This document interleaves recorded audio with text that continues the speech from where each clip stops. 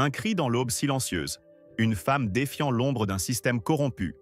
Avant de plonger dans cette histoire, si vous êtes prêt à vibrer avec une révolte contre l'injustice, laissez un 1 en commentaire et abonnez-vous à la chaîne. Si elle ne vous plaît pas, eh bien, mettez un like quand même. Et restez jusqu'à la fin pour une révélation qui vous laissera sans voix. Dans la brume matinale d'un parc paisible en banlieue parisienne, Claire Dubois, agente chevronnée de la DGSE, court pour échapper aux ombres de ses missions secrètes. Ses foulées rythmées sur le gravier, son souffle régulier, tout évoque une femme en quête de paix. Mais ce matin-là, l'air s'alourdit soudain, comme si le destin avait décidé de la défier. Une voiture de police surgit, son gyrophare éteint mais menaçant. Antoine Lefebvre, un officier aux yeux froids, descend, son arrogance drapée dans un uniforme. Sans motif, il l'interroge, sa voix tranchante comme une lame. Claire, calme mais inflexible, refuse de céder à ses demandes illégales. Une rage contenue bouillonne en elle face à cette injustice brutale. Alors, dans un éclat de fureur, Lefebvre frappe. Un coup de pied précis brise son téléphone, envoyant des éclats de verre dans l'herbe humide. La douleur irradie dans son poignet, mais c'est la colère qui explose dans son cœur, une indignation incandescente contre cet abus de pouvoir. Pourtant, Claire ne flanche pas. Dans un silence chargé de défis, elle fixe son agresseur, prête à renverser l'ordre établi. Cette confrontation n'est pas qu'un incident. C'est le cri d'une femme face à un système qui protège les puissants. Une étincelle nouvelle s'allume. Claire, avec son passé de lutte contre l'injustice, décide de traquer non seulement Lefebvre, mais aussi le réseau corrompu qui le soutient, promettant une tempête qui ébranlera Paris. La révolte silencieuse de Claire Dubois, un défi face à l'arrogance du pouvoir. La brume matinale s'effilochait à peine dans le parc parisien où Claire Dubois venait de vivre l'affront d'Antoine Lefebvre, cet officier dont le coup de pied avait brisé son téléphone et éveillé en elle une colère incandescente. Pourtant, alors que les éclats de verre scintillaient encore sur l'herbe humide, Claire ne vacilla pas. Son cœur battait au rythme d'une indignation contenue, mais ses yeux restaient froids, aiguisés par des années d'entraînement au sein de la DGSE. Elle n'était pas une femme qui pliait sous la menace, et ce matin-là, face à l'arrogance d'un homme drapé dans son uniforme, elle choisit de riposter avec une précision chirurgicale. D'un mouvement fluide, presque dansant, elle pivota, son bras gauche s'enroulant derrière le genou de Lefebvre. Pas pour blesser, pas pour humilier, mais pour lui faire perdre l'équilibre, littéralement et symboliquement. Il trébucha, son talon s'enfonçant dans la terre molle, ses bras battant l'air comme s'il cherchait à saisir l'autorité qu'il croyait posséder. Il s'effondra, le genou dans la poussière, le souffle court, son assurance réduite à néant. Claire, immobile, le fixait avec une intensité qui semblait percer l'âme. Puis, dans un silence si pesant qu'il semblait arrêter le temps, elle glissa la main dans sa veste et en sortit son insigne de la DGSE. Le métal doré capta un rayon de soleil, jetant une lueur presque accusatrice sur le visage blême de Lefebvre. « Vous savez qui vous venez d'attaquer » demanda-t-elle, sa voix basse mais tranchante comme une lame. Chaque mot chargé d'une colère froide, celle d'une femme qui avait trop longtemps vu l'injustice se draper de l'égalité. Autour d'eux, le parc semblait retenir son souffle. Les oiseaux s'étaient tus, ou peut-être était-ce l'adrénaline qui rendait le monde plus silencieux. Un jogger, figé à quelques mètres, avait retiré ses écouteurs, son téléphone déjà levé, capturant l'instant. Une vieille dame, Marguerite Beaumont, promenait son chien à l'écart, mais son regard perçant et son appareil en main trahissaient une témoin inattendue. Lefebvre, toujours à terre, tenta de se relever, ses mains tremblantes cherchant appui sur l'herbe. Son visage, un mélange de choc et de panique, révélait qu'il comprenait enfin l'ampleur de son erreur. Il ne faisait pas face à une simple passante, mais à une agente fédérale, une femme dont la vie entière était dédiée à déjouer les menaces bien plus graves que son ego blessé.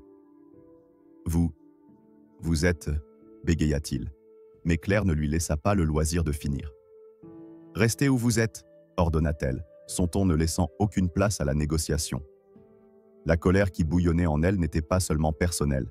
C'était une rage contre chaque abus qu'elle avait vu enterrer, chaque plainte étouffée, chaque vérité écrasée sous le poids d'un badge. Elle recula d'un pas, non par peur, mais pour maintenir une distance stratégique, ses yeux scannant l'environnement comme elle l'avait appris dans les salles d'interrogatoire et les zones de crise. Ce moment, suspendu dans l'air humide, n'était pas seulement une confrontation. Il était l'étincelle d'une tempête à venir. Ce que Lefebvre ignorait, c'était que Claire n'était pas seule dans cette bataille. Dans sa poche, un petit enregistreur vocal, un réflexe d'agent secret, avait capturé chaque mot, chaque menace implicite de l'officier. Ce détail, un ajout qu'elle avait adopté après des années de mission où la vérité dépendait d'une preuve tangible, allait devenir son arme la plus puissante. Alors que Lefebvre se relevait, son arrogance ébranlée mais son regard toujours défiant, Claire sentit une nouvelle vague de fureur monter en elle. Cette fois, ce n'était pas seulement pour elle, mais pour tous ceux qui avaient croisé des hommes comme lui et n'avaient pas eu la chance de tenir un insigne ou un enregistreur. Elle pensa à Amadou Diallo, ce jeune garçon blessé il y a des années par un officier, peut-être Lefebvre lui-même, dont la plainte avait été balayée par un système complice. Cette pensée attisa sa colère, un feu qui ne brûlait pas pour détruire, mais pour éclairer. Soudain, un cri perça le silence. « Arrêtez !» Une adolescente, sortie de nulle part, brandissait son téléphone, filmant la scène avec une audace juvénile. « Vous ne pouvez pas faire ça !» lança-t-elle, sa voix tremblante mais résolue. Ce nouvel élément, inattendu, électrisa l'atmosphère. Claire, toujours immobile, sentit une chaleur inattendue dans sa poitrine. Non pas de l'espoir, mais une reconnaissance que la vérité, cette fois, ne serait pas enterrée sous le silence. L'adolescente, prénommée Aïssa, n'était pas une simple passante. Elle était la nièce d'Amadou Diallo, et son apparition dans le parc ce matin-là n'était pas un hasard. Elle avait reconnu Lefebvre, un nom murmuré dans les réunions familiales marquées par le chagrin et l'injustice. Cette coïncidence, presque irréelle, ajouta une couche de tension dramatique à la scène. Claire, sans le savoir encore, venait de trouver une alliée improbable, une jeune fille dont la douleur personnelle se mêlait à la quête de justice de l'agente. Cette rencontre fortuite transforma l'incident en quelque chose de plus grand. Ce n'était plus seulement Claire contre Lefebvre, mais un symbole de résistance contre un système qui protégeait les coupables. La colère de Claire, désormais partagée par Aïssa et les témoins silencieux autour d'eux, devint une force collective, un cri muet mais assourdissant contre l'abus de pouvoir. Chaque regard, chaque téléphone levé, chaque souffle retenu dans ce parc devenait une accusation.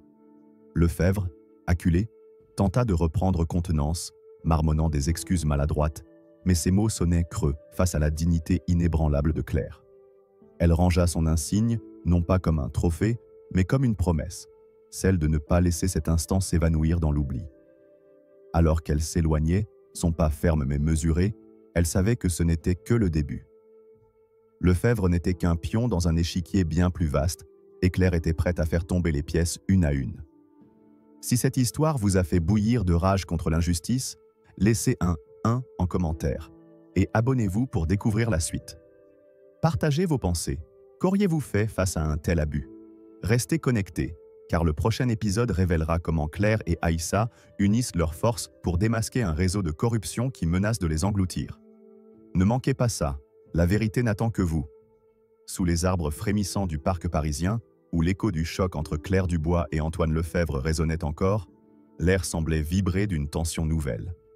Quelques heures après l'incident, alors que la brume matinale s'était dissipée, un autre front s'ouvrait, celui des écrans, où les pixels devenaient des armes. Les vidéos capturées par Marguerite Beaumont et Aïssa, l'adolescente déterminée, avaient jailli sur les réseaux comme une étincelle dans une forêt sèche.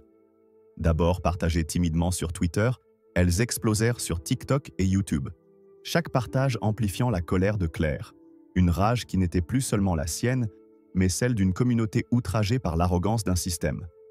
Dans les images tremblantes, on voyait Lefebvre, son assurance brisée, trébucher sous le geste précis de Claire, puis son insigne DGSE scintiller comme un défi lancé au monde.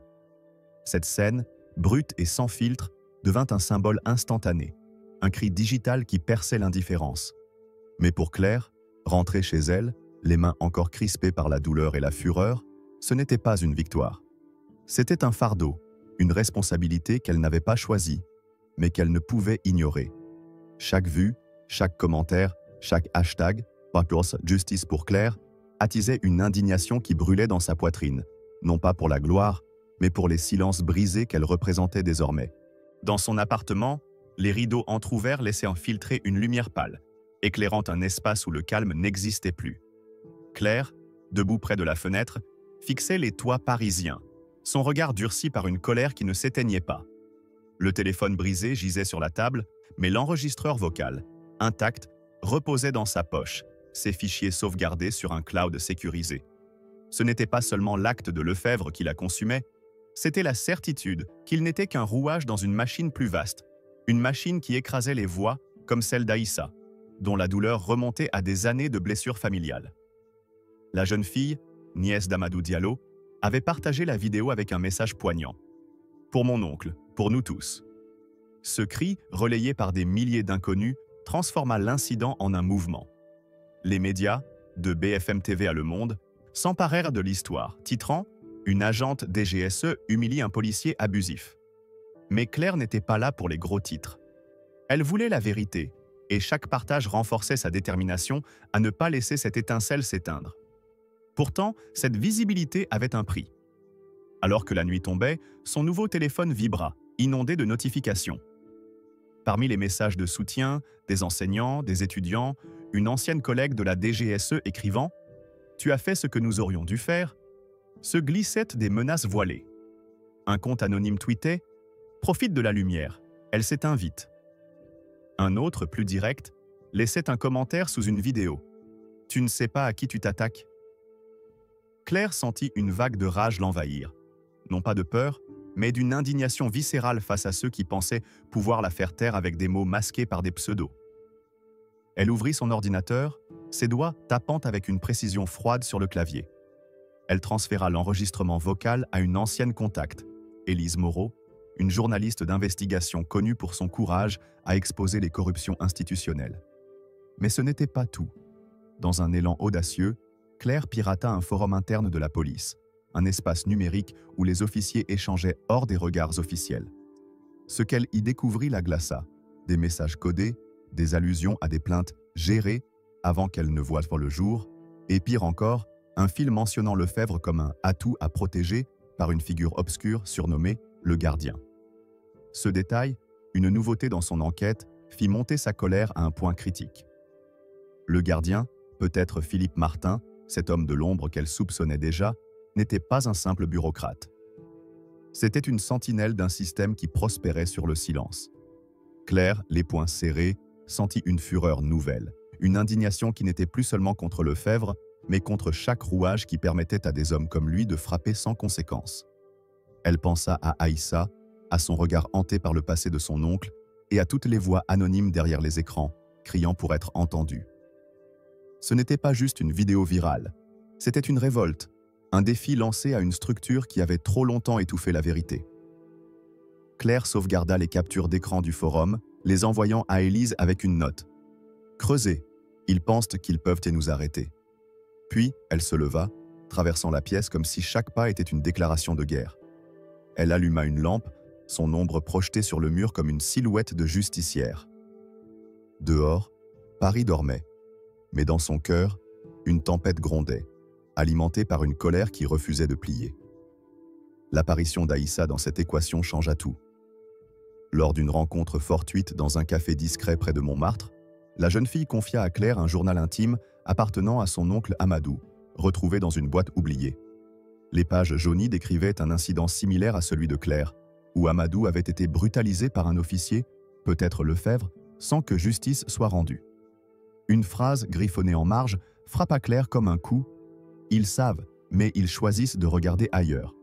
Cette découverte, un ajout poignant à l'histoire, transforma sa colère en une mission sacrée. Ce n'était plus seulement son combat, c'était celui d'Amadou, d'Aïssa et de tous ceux dont les cris avaient été étouffés par des rapports classés sans suite. Claire, les yeux brûlants d'une rage contenue, jura de ne pas s'arrêter. Elle ne voulait pas seulement faire tomber Lefebvre, elle voulait exposer le gardien et le réseau qu'il protégeait. Un réseau qui s'étendait bien au beyond des rues de Paris, jusqu'aux bureaux feutrés où les vérités étaient négociées en silence. Alors que les échos numériques de l'incident du parc enflammaient les réseaux sociaux, transformant Claire Dubois en une figure involontaire de la révolte contre l'injustice, un autre combat, plus discret mais tout aussi féroce, prenait forme dans l'ombre. Dans son appartement parisien, où les ombres des immeubles voisins dansaient sur les murs sous la lumière pâle de la lune, Claire s'asseyait devant son ordinateur, ses doigts crispés par une colère qui ne s'éteignait jamais. Ce n'était plus seulement l'attaque d'Antoine Lefèvre qui la consumait, ni même les menaces anonymes qui s'accumulaient comme des lames dans l'obscurité. C'était la découverte d'un système, une machine froide et méthodique qui broyait les plaintes avant qu'elles ne puissent respirer. Cette nuit-là, alors que Paris sommeillait, Claire plongea dans les archives numériques de la DGSE, ses yeux brûlants d'une indignation qui se transformait en une détermination implacable. Elle n'était plus seulement une agente confrontée à un officier abusif, elle était une chasseuse, traquant les fantômes d'un passé que le système avait tenté d'enterrer. Chaque clic, chaque fichier ouvert, était un acte de défi, un cri silencieux contre ceux qui pensaient que la vérité pouvait être étouffée sous des couches de bureaucratie. La connexion avec le journal d'Amadou Diallo, découvert par Aïssa, avait allumé une mèche dans l'âme de Claire. Les mots griffonnés par cet adolescent, victime d'une violence policière des années auparavant, résonnèrent comme un appel. Ils savent, mais ils choisissent de regarder ailleurs. Ce journal, jauni par le temps, n'était pas qu'un souvenir. C'était une preuve, un fil conducteur vers un réseau de silence orchestré. Claire tapa le nom d'Antoine Lefèvre dans la base de données sécurisée de la DGSE, ses doigts frappant les touches avec une précision rageuse. Les résultats apparurent, un à un, comme des éclats de verre reflétant une vérité brisée. Des plaintes classées sans suite, des rapports expurgés, des témoignages égarés. Une affaire retint son attention, celle d'une jeune femme, Sophie Lemoine, arrêtée pour trouble à l'ordre public dans un quartier populaire de Saint-Denis. Le rapport mentionnait des contusions inexpliquées, un officier non identifié et une caméra de surveillance défaillante. Les dates coïncidaient avec la présence de Lefèvre dans ce commissariat. Claire sentit une vague de fureur monter en elle, une indignation si brûlante qu'elle semblait consumer l'air autour d'elle. Ce n'était pas un incident isolé. C'était un motif, une tapisserie d'abus tissée avec soin pour protéger les puissants. Mais un nom revenait, insidieux, dans les marges des dossiers. Philippe Martin, cet homme de l'ombre surnommé « le gardien » dans les forums internes de la police. Claire, le souffle court, ouvrit un fichier crypté, un rapport interne qu'elle n'était pas censée voir. Martin, ancien liaison entre les forces de l'ordre et les agences nationales, apparaissait dans 9 cas d'usage excessif de la force, tous classés sans suite. Chaque rapport portait sa signature, discrète mais omniprésente, comme une empreinte digitale sur une scène de crime. Claire sentit sa colère se transformer en une rage froide, calculatrice. Cet homme n'était pas un simple fonctionnaire. Il était l'architecte d'un système qui transformait les plaintes en murmures, les victimes en ombre. Elle découvrit une note, rédigée à la main dans un dossier scanné, mentionnant une réunion secrète où Martin avait recommandé de réorienter une enquête sur Lefèvre pour préserver la stabilité institutionnelle. Ces mots, froids et bureaucratiques, étaient pour Claire une insulte à chaque vie brisée par ce silence. Un nouvel élément, inattendu, fit basculer son enquête dans une dimension encore plus sombre. En fouillant les archives, Claire tomba sur un courriel anonyme, envoyé à un contact de la DGSE depuis une adresse intraçable. Il mentionnait un protocole d'effacement, un mécanisme officieux pour faire disparaître les preuves gênantes avant qu'elles n'atteignent les bureaux judiciaires. Ce protocole, selon le courriel, avait été initié par Martin après un scandale impliquant un haut fonctionnaire de la préfecture. Claire, les poings serrés, sentit son cœur battre à tout rompre. Ce n'était plus seulement Lefèvre ou Martin. C'était une conspiration silencieuse, un réseau qui s'étendait comme une toile d'araignée à travers les institutions. Elle pensa à Aïssa, à son regard hanté par la perte de son oncle, et à Sophie Lemoine, dont le nom n'était qu'un numéro dans un dossier oublié. Cette pensée attisa sa fureur, une indignation qui n'était plus personnelle mais collective, un cri pour toutes les voix que ce système avait réduites au silence. Dans un élan de défi, Claire contacta une ancienne collègue, Camille Durand, une experte en cybersécurité qui avait quitté la DGSE après avoir dénoncé des irrégularités internes. Ensemble, elles piratèrent une base de données secondaire, découvrant un journal d'accès où les fichiers de Sophie Lemoine et d'Amadou Diallo avaient été consultés récemment, par un utilisateur anonyme lié à Martin. Ce piratage, un acte audacieux qui risquait tout, était un pari calculé. Claire savait que chaque pas dans cette enquête l'exposait davantage, mais sa colère était plus forte que la peur. Elle sauvegarda les données sur un disque sécurisé qu'elle cacha dans un coffre-fort chez une amie de confiance, une libraire du Marais nommée Isabelle. Ce geste, presque cinématographique, était une assurance contre les ombres qui la suivaient. Les mêmes ombres qu'elle avait remarquées dans une voiture noire garée en bas de son immeuble, immobile mais menaçante. Alors que l'aube pointait, baignant son appartement d'une lumière grise, Claire s'assit, le journal d'Amadou ouvert devant elle. Une phrase, soulignée 2 fois, semblait lui parler directement. La vérité ne meurt pas, mais elle a besoin de quelqu'un pour la porter. Sa colère, désormais, n'était plus seulement une flamme, c'était une torche, prête à éclairer les coins les plus sombres du système. Elle n'était pas seule. Aïssa, Camille et même les anonymes derrière leurs écrans formaient une armée silencieuse. Claire referma le journal, ses doigts tremblant légèrement, non de peur, mais d'une résolution qui ne plierait pas. Elle savait que ce qu'elle venait de découvrir, le protocole d'effacement, les empreintes de Martin, n'était que le début. Le combat ne faisait que commencer, et elle était prête à le mener jusqu'au bout, quoi qu'il en coûte. Alors que Claire Dubois, portée par une colère inextinguible, déterrait les secrets enfouis dans les archives de la DGSE, révélant l'existence du protocole d'effacement et l'ombre menaçante de Philippe Martin, alias le gardien, une nouvelle tempête se levait dans les rues de Paris. Sous la lumière crue d'un lampadaire, à l'angle de son immeuble dans le 11e arrondissement, Claire sentit un frisson qui n'avait rien à voir avec le vent frais de l'automne. Ce n'était pas la peur. Elle avait affronté des dangers bien plus tangibles dans sa carrière, mais une rage croissante, une indignation qui bouillonnait dans ses veines comme un feu prêt à tout consumer. Les menaces, d'abord subtiles, prenaient désormais une forme plus sinistre. Une enveloppe glissée sous sa porte, sans timbre, sans expéditeur, contenait une simple feuille. Certaines vérités sont trop lourdes pour être portées seules. Reculez, ou vous tomberez. Ces mots, écrits dans une encre noire épaisse, n'étaient-ce pas une simple intimidation?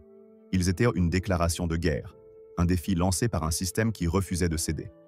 Claire, les poings serrés, sentit sa fureur atteindre un sommet, une colère pure et incandescente contre ceux qui pensaient pouvoir la réduire au silence avec du papier et de l'encre. La connexion avec son enquête précédente était limpide. Chaque découverte, le journal d'Amadou Diallo, les traces de Martin, les dossiers effacés, semblait attirer une réponse plus agressive. Claire s'assit à son bureau, les rideaux tirés pour bloquer les regards indiscrets, et alluma une lampe dont la lumière crue soulignait les cernes sous ses yeux. Elle ouvrit l'enveloppe, examinant chaque détail comme une pièce d'un puzzle mortel. L'écriture, précise et impersonnelle, trahissait une main habituée à donner des ordres sans être vue. Elle scanna la lettre, l'ajoutant à un dossier numérique qu'elle sauvegardait sur un serveur sécurisé à l'étranger, un réflexe appris lors de missions où la moindre erreur pouvait coûter une vie. Mais ce n'était pas tout. En fouillant dans sa boîte aux lettres, elle trouva une clé USB, laissée sans explication. Curiosité et méfiance se mêlèrent à sa rage lorsqu'elle la brancha sur un ordinateur isolé, révélant un fichier audio anonyme. Une voix déformée, froide comme l'acier, murmurait « Vous creusez trop profond, Madame Dubois. Il y a des noms que même la DGSE ne peut protéger. » Le message s'arrêtait là, abrupt, mais il portait une menace claire. Quelqu'un, quelque part, savait exactement ce qu'elle cherchait. Cette découverte, un ajout audacieux à son combat, fit monter sa colère à un niveau presque insoutenable. Ce n'était plus seulement Lefebvre ou Martin. C'était un réseau, une hydre aux multiples têtes qui opérait dans l'ombre des institutions parisiennes. Claire pensa à Aïssa, à son courage juvénile, et à Sophie Lemoine, dont le dossier portait les mêmes marques d'effacement que celui d'Amadou. Chaque nom, chaque vie oubliée, alimentait une indignation qui ne demandait qu'à exploser. Elle contacta Camille Durand, son allié en cybersécurité, pour analyser la clé USB. Camille, installée dans un appartement discret à Belleville, découvrit que l'audio provenait d'un serveur lié à une société de sécurité privée, Securitas Obscura, connue pour ses contrats opaques avec la préfecture de police. Ce lien, une nouveauté dans l'enquête, suggérait que Martin n'était pas seul. Il opérait avec le soutien d'une entité extérieure, un réseau parallèle qui manipulait les fils de l'injustice bien au-delà des murs officiels. Claire, les mains tremblantes de rage, sentit que le danger s'épaississait. La voiture noire qu'elle avait repérée en bas de son immeuble réapparut, cette fois garée sous un réverbère éteint, comme pour se moquer de sa vigilance. Les vitres teintées cachaient en ses occupants, mais leur présence était un message clair. Elle était observée, traquée. Pourtant, cette menace ne la fit pas reculer. Au contraire, elle attisa sa colère, une fureur qui se transformait en une détermination d'acier. Elle changea ses habitudes, utilisant des itinéraires aléatoires, évitant les cafés habituels, et installa un brouilleur de signal dans son appartement pour contrer d'éventuelles écoutes. Chaque geste était un acte de défi, une manière de dire à ceux qui la surveillaient qu'elle ne plierait pas. Elle envoya des copies de ses découvertes, la lettre, l'audio, les dossiers, à Élise Moreau, la journaliste, avec une note. « Publiez si je disparais ». Ce geste, presque désespéré, était une assurance, une promesse que la vérité survivrait, même si elle ne le faisait pas. Un nouvel élément dramatique surgit lorsqu'Aïssa, bouleversée mais résolue, lui apporta une vieille photo trouvée dans les affaires de son oncle. On y voyait Amadou avec un homme en costume, souriant dans un bureau officiel. Au dos, une inscription, avec PM 2015. Claire reconnut immédiatement Philippe Martin, plus jeune mais avec le même regard calculateur. Cette photo, un lien tangible entre Martin et une victime, était une bombe à retardement. Elle confirmait que Martin n'était pas seulement un gestionnaire de plaintes. Il avait été proche des victimes avant de les trahir. Claire, les yeux brûlants de larmes contenues, sentit une rage nouvelle l'envahir. Une indignation non pas pour elle, mais pour Amadou, pour Aïssa, pour tous ceux dont les vies avaient été sacrifiées sur l'autel de la stabilité institutionnelle. Elle rangea la photo dans son coffre-fort, aux côtés des autres preuves, et murmura pour elle-même « Vous ne m'arrêterez pas ». Alors que l'aube peignait le ciel parisien d'un gris menaçant, Claire se tint devant sa fenêtre, regardant la ville s'éveiller. Les toits luisants sous la pluie fine semblaient refléter sa détermination. Sa colère n'était plus un feu incontrôlé. C'était une lame affûtée, prête à trancher les cordes d'un système qui protégeait les coupables. Elle savait que chaque menace, chaque ombre dans la nuit, était la preuve qu'elle se rapprochait de la vérité. Et dans cette vérité, elle puisait une force que ni Martin, ni Securitas Obscura, ni aucune voiture noire ne pouvaient éteindre. Le combat était loin d'être terminé, mais Claire était prête à le mener, pas à pas, jusqu'à ce que la lumière éclaire enfin les ténèbres. Sous la pluie fine qui striait les fenêtres de son appartement parisien, où les ombres des menaces anonymes semblaient danser dans l'obscurité, Claire Dubois préparait son prochain coup. Les révélations sur Philippe Martin et son protocole d'effacement, amplifié par la clé USB et la photo reliant Martin à Amadou Diallo, avaient transformé sa colère en une arme affûtée. Mais ce matin-là, alors que les cloches de Notre-Dame résonnaient au loin, un feu nouveau brûlait en elle, une indignation si puissante qu'elle semblait prête à renverser les murs de l'injustice. Claire n'était plus seulement une agente de la DGSE traquant un officier abusif. Elle était une femme portant le poids des silences brisés, déterminée à faire plier un système qui avait trop longtemps protégé les coupables. Ses doigts, crispés sur une tasse de café noir, tremblaient légèrement, non pas de peur, mais d'une rage qui refusait de s'éteindre. Elle savait que chaque pas vers la vérité attirait des ombres plus menaçantes, mais elle était prête à marcher dans le feu pour exposer ce que Paris et ses institutions cachaient depuis trop longtemps. La transition depuis son enquête numérique était fluide mais implacable. Les preuves amassées, le journal d'Amadou, les dossiers effacés, l'audio menaçant, formaient une mosaïque d'injustice qu'elle ne pouvait ignorer. Claire, en collaboration avec Camille Durand et Élise Moreau, avait décidé de frapper fort. Elle prépara une plainte officielle, non pas contre Antoine Lefebvre seul, mais contre le commissariat tout entier et les figures comme Martin qui orchestraient l'impunité. Elle s'associa à une avocate, Valérie Garnier, une femme aux yeux perçants connue pour ses combats contre les abus institutionnels. Ensemble, elles se rendirent au palais de justice, sous un ciel gris chargé de tension. L'acte de déposer la plainte, un dossier épais comme une accusation silencieuse, était plus qu'un geste légal. C'était une déclaration de guerre. Claire, en traversant les couloirs de marbre, sentit sa colère se cristalliser en une détermination froide. Chaque pas résonnait comme un défi, un cri muet contre ceux qui pensaient pouvoir la faire taire avec des menaces ou des regards fuyants. Mais un nouvel élément dramatique surgit, ajoutant une couche de suspense à son combat. En examinant les dossiers envoyés à Élise, Claire découvrit une fuite interne. Un fonctionnaire anonyme, surnommé L'Ombre, avait envoyé une note à Valérie, révélant que Martin avait des alliés au sein même de la DGSE. Cette trahison interne, un coup inattendu, fit monter sa rage à un sommet vertigineux. Quelqu'un, dans son propre camp, facilitait le réseau de corruption. La note mentionnait une réunion secrète à venir dans un hôtel discret du 8e arrondissement, où Martin et ses complices planifiaient de neutraliser l'enquête de Claire. Ce détail explosif transforma sa colère en une fureur calculatrice. Elle ne pouvait plus se contenter de documents et de plaintes. Elle devait agir, infiltrer cette réunion pour obtenir des preuves irréfutables.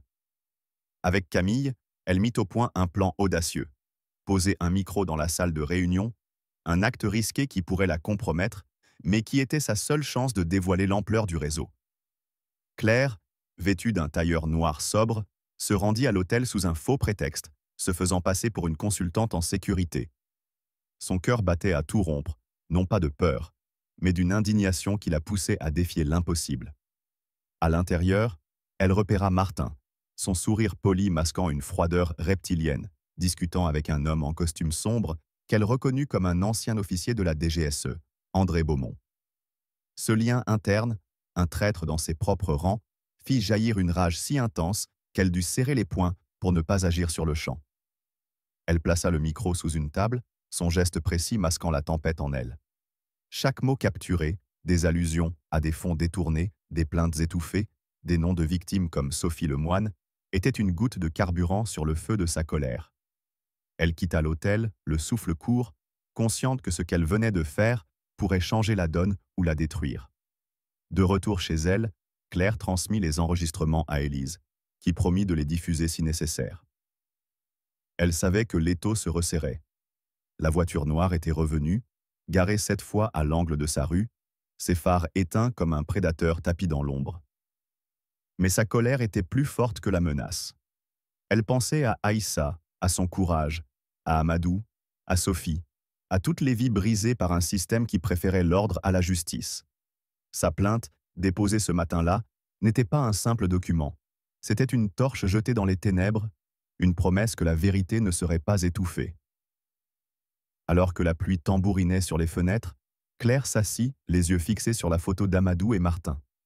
Sa rage, désormais, n'était plus seulement une émotion, c'était une mission, une obligation de porter la lumière là où l'obscurité avait régné trop longtemps. Si cette lutte contre l'injustice vous enflamme, laissez un 1 en commentaire et abonnez-vous pour ne pas manquer la suite. Qu'auriez-vous fait face à une telle trahison? Partagez vos pensées, car la prochaine étape révélera si Claire peut démasquer l'ombre avant que le réseau ne contre-attaque. Restez connectés. La vérité est à un pas de l'explosion. Alors que Claire Dubois franchissait les portes du palais de justice, portant le poids de sa plainte contre Antoine Lefebvre et le réseau de corruption orchestré par Philippe Martin, une tension nouvelle emplissait l'air. Sous les voûtes imposantes du tribunal parisien, où chaque pas résonnait comme un défi au silence, Claire sentit une colère ardente monter en elle, une indignation qui semblait vibrer dans les murs de pierre. Ce n'était plus seulement une agente de la DGSE ou une femme agressée dans un parc, elle était une voix pour Amadou Diallo, Sophie Lemoine et tant d'autres écrasés par un système qui préférait l'ordre à la justice. Ce jour-là, dans la salle d'audience, où la lumière filtrée par les vitraux peignait des ombres austères, Claire se tenait droite, son regard perçant fixé sur le juge, un homme au visage marqué par des années de vérité à demi dite. Sa rage, contenue mais brûlante, n'était pas dirigée contre Lefebvre seul, mais contre l'hydre institutionnel qu'il représentait, une machine qui avait tenté de l'intimider avec des menaces et des ombres. La transition depuis son infiltration audacieuse dans l'hôtel était fluide mais électrique.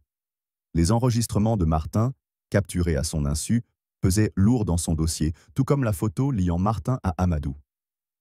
Dans la salle, Valérie Garnier, son avocate, ouvrit avec une clarté implacable, qualifiant l'incident du parc de symptômes d'un mal plus profond. Claire, appelée à la barre, parla avec une voix ferme, chaque mot taillé dans la colère. Elle décrivit l'attaque de Lefebvre, mais aussi les dossiers enterrés, les silences complices et la trahison de l'ombre au sein de la DGSE. Un nouvel élément dramatique surgit, un témoin surprise, un ancien policier nommé Étienne Roche, se leva pour confirmer avoir vu Martin falsifier des rapports. Cette révélation, inattendue, fit trembler la salle et attisa la fureur de Claire. Lefebvre, assis en face, semblait rétréci, son arrogance dissoute sous le poids des regards. Le juge, impassible, nota tout, mais Claire savait que sa colère, une indignation pour chaque victime oubliée, portait plus loin que ce tribunal. Ce n'était pas une victoire. C'était un cri, un défi lancé à un système qui devait maintenant répondre. Alors que l'écho du verdict résonnait dans les couloirs du palais de justice, où Claire Dubois avait transformé sa colère en un cri pour la vérité, un nouveau chapitre s'ouvrait sous le ciel plombé de Paris. Dans le parc où tout avait commencé, là où l'arrogance d'Antoine Lefèvre avait brisé son téléphone, Claire marcha lentement, ses pas lourds d'une rage toujours vive. Le jugement avait reconnu l'abus de pouvoir, suspendu Lefèvre et forcé la démission de Philippe Martin. Mais pour Claire, ce n'était qu'une fissure dans un mur d'injustice. Sa fureur, aiguisée par les révélations d'Étienne Roche, brûlait encore, alimentée par une découverte inattendue. Une lettre anonyme, glissée dans sa poche pendant le procès, mentionnant un cercle supérieur, protégeant Martin. Ce réseau, tapi dans l'ombre, attisa une indignation incandescente, une colère contre un système qui continuait de se reformer, même après un verdict. Claire s'arrêta près du banc où elle avait affronté Lefèvre. Une plaque, posée par des habitants, portait l'inscription. Ici, le silence s'est brisé. Une adolescente, inspirée par Aïssa, s'approcha murmurant « Vous nous avez montré comment se battre ». Ces mots, simples mais puissants, transformèrent la rage de Claire en une flamme d'espoir. Elle n'était pas seule. Son combat, porté par Amadou, Sophie et Aïssa, devenait un héritage, un appel à ne jamais plier face à l'injustice.